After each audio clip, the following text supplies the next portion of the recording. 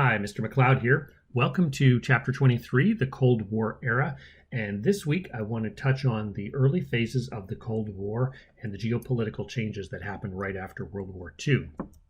Now, we're familiar with U.S. states and Canadian provinces and how we take those borders very seriously. The difference between Florida and New York and Georgia is important to Americans. But in Europe, the borders aren't quite like that. So in Great Britain, they've got Scotland and England and Wales, and France has Normandy and Brittany and other places like that. But we don't really look at those boundaries very tightly. When we think of France, we just think of France as one country. And so right after World War II, we have a situation where we have two competing ideologies. So we've got over here on the eastern side is the communist countries, and on the left are the freer democratic countries. In this picture, blue are NATO countries, the North American Treaty Organization, and the gray are neutral countries that were not in NATO, but they were still free countries in the sense of they were democracies. These two countries right here are Yugoslavia and Albania, which were communist countries, but were not controlled as much by the Soviet Union. But even this we see is a distinctive, and this is why I talk about the states, because when I was growing up, for example, I thought of the Soviet Union as a country like the United States, where the individual entities were separate states. And that's what we see here. You only see this one border, and the rest of this is all one country, and it looks like one country. And this would commonly be called Russia. But in fact, there were multiple countries within it. So now we see Estonia, Latvia, Lithuania, Belarus, Ukraine, Moldova, Georgia, Azerbaijan, and several others off to the east. And so in this map here, the red line is actually the border of Russia, as well as this little segment right here. This purple line is the border of what was the Soviet Union. So these countries were within the Soviet Union, and the central government was in Moscow. These countries were communist countries controlled by the Soviet Union, but were still independent. So East Germany, Poland, Czechoslovakia, Hungary, Romania, and Bulgaria. And so this was called the Eastern Bloc. And this gray line here is just the borders between those countries. And it was mostly a dotted line, not a physical border, at least not originally. And that was called the Iron Curtain. And so the goal of the Western countries was to keep communism behind that Iron Curtain. And there was always concern that communism would pick up. Remember how Italy and Spain both had fascist revolutions during the 20s.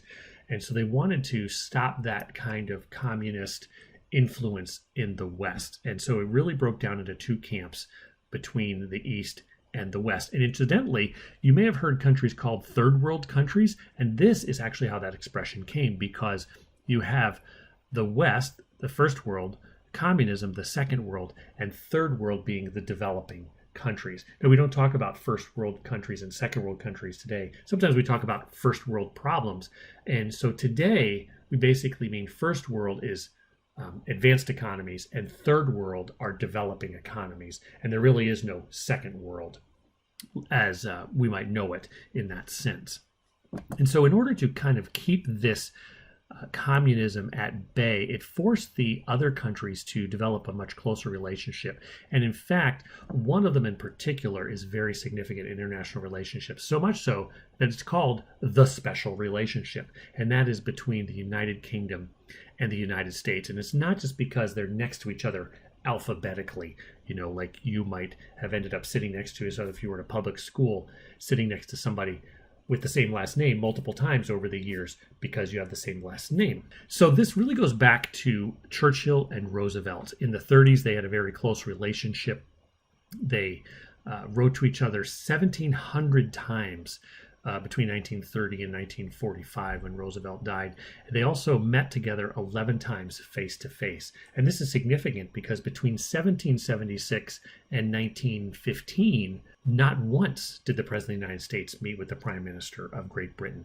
And so, there's always been a special affinity though between the two. This is Reagan and Margaret Thatcher in the 1980s. And that's significant because their combined influence is really what led to the breakup of the Soviet Union in the late 80s and early 90s. And it's part of this special relationship. And there's a great fascination for things British in our country. This was on the front page of yesterday's paper about Queen Elizabeth, who gave a wonderful 4-minute, I think, speech to the United Kingdom, and it was broadcast all over the world, and here it is on the front page.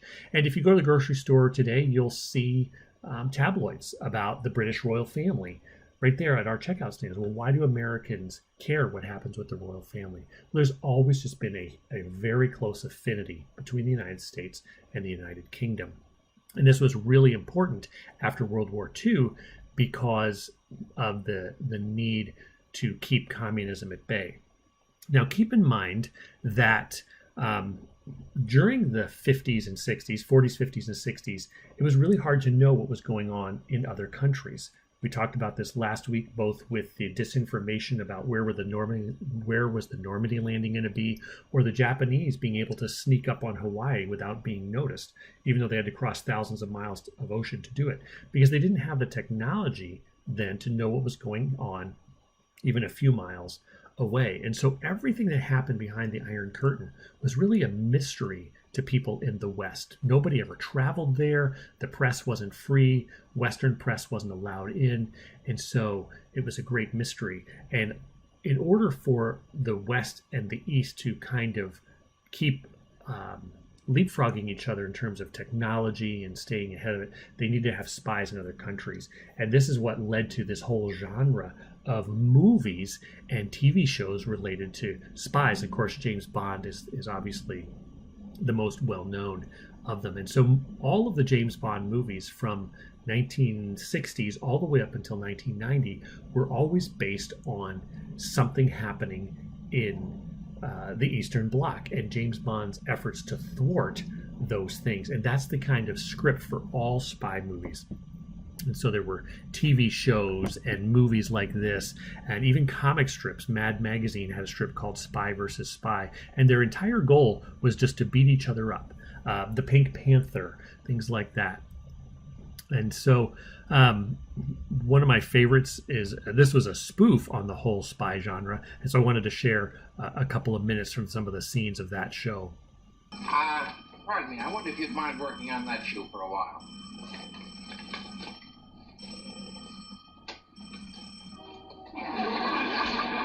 Oh, this is Smart. Maxwell Smart, Agent 86. 86, report to headquarters immediately. Just a minute, who is this? This is the chief. Who else will be calling you on your shoe? This pill, when swallowed, will bring painless death in about 20 seconds. Are there any questions? How do I get them to take it?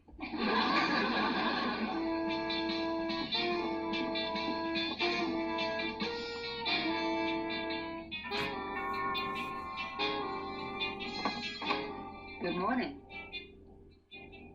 When the moon is full, the tide is high. You must want the spy school. That's next door.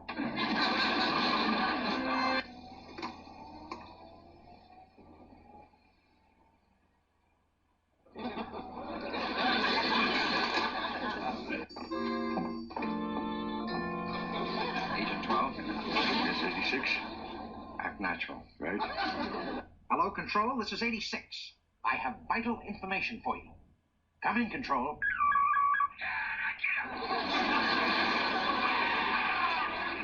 Just conceivable that this whole affair could have been a bad dream. Absolutely not, Chief. I tell you, I saw two invisible men. That is, I didn't see two invisible men. Well, what I mean to say is, I saw two men who were not in my apartment who were there. I'm going to change clothes with this Indian. That will give me a cover to get onto the reservation. An excellent plan. Thank you. Now, if one of you will help me get his clothes off, the other can turn their back. I want a complete change of personnel on the entrances and exits. Relay all calls through this office. I have to say that the downfall of communism was actually a great loss to Hollywood because it provided so much fodder for movies and television. When you've got a great mystery, you can make up anything you want because nobody has any information against it. And so now we see a lot of space movies, and so they can do things about space because nobody knows what's really out there, and so they can make stuff up. And that was true of these movies in the 60s. You could basically make up anything you wanted about communism and what was going on behind the Iron Curtain because there was nobody to disprove you. And so I do think that in a humorous sense, the loss of communism was a great loss to Hollywood because terrorism and drugs and other things just don't have the kind of mystery and appeal that the whole spy versus spy relationship did. So thanks for watching, and we'll talk next week.